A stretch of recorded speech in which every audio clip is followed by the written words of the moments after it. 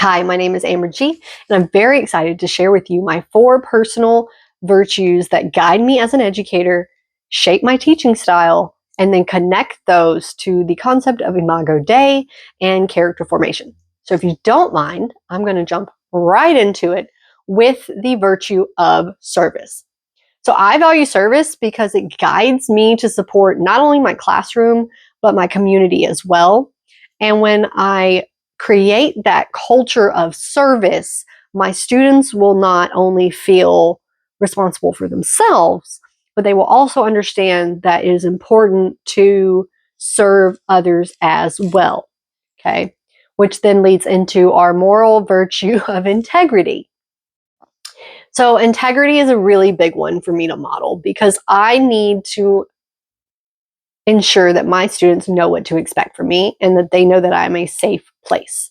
So when they come into my room, when they come into Miss G's room, they know that I have X amount of rules, X amount of expectations that don't change, and that they have consequences if they don't meet those expectations or they break the rules.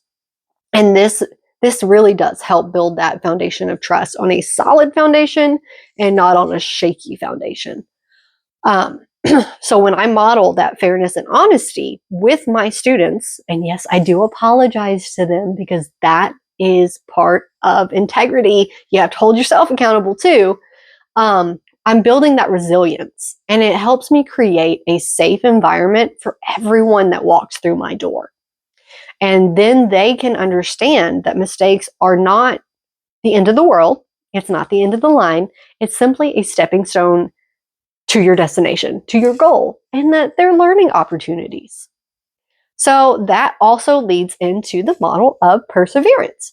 Perseverance will ensure that I remain patient. That's a big one. And encouraging when I'm facing various challenges. We all know that every day is a new day as an educator. You never know what you're going to get. And it is super crucial that I can remain calm. I can model that to my students, and that I model that just because we tried 1, 2, or 3 things, that's the end of the road, and it is what it is. So I have to model that we have to try many, many things until we get the right fit. We try that puzzle piece every which way before we find that solution so that we can see the whole picture, not just the part. Okay. So when I do this, I am also modeling the virtue of curiosity. If you ever heard the term, they're a curious cat, that's me. And that's what I aim for all of my students to be. I do not want them to have the concept of learned helplessness.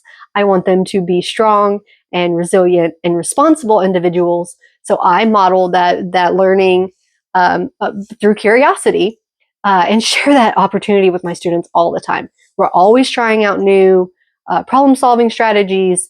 We are turning and talking to our neighbor to reflect on what could have happened, what didn't happen, what should have happened, whatever that may be. But this will promote a growth mindset within your classroom and ensure inclusivity is there so that every student knows that their voice does indeed matter. Then we have to connect them to Imago Dei. And I've kind of briefly mentioned it, but these virtues of integrity and service are most vital in my role as an educator because they affirm that every student has worth, they have dignity, and they have potential, and that they are image bearers. They are the children of God. They are made in His image.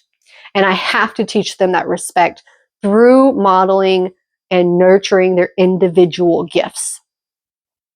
To me, that means that character formation is the intentional development of those virtues, and they influence your thoughts, your behaviors, and your decision-making skills. So character education fosters both moral and performance virtues by equipping students to thrive, not just academically, but socially. So how can we do that? So I do this in 3 ways. The first, I model those virtues each and every day, which are honesty, kindness, perseverance, etc. Then I incorporate literature and reflective discussions, like Turn and Talk, to identify and practice virtues. And then we engage the students in service-based projects that build civic responsibility and empathy for others. As an educator who is a curious cat, I plan to use several different resources for growth. These include scholarly journals, research-based materials as they come out and are updated on character education, and then by attending professional workshops on social emotional learning, and then also exploring the resources offered through my university. So, in closing, first, thank you if you've made it this long for listening to my virtues and how they connect with Imago Dei and character formation. But I really hope that these continue to guide me in building an inclusive classroom where each and every student can flourish, not just partially, but in the whole.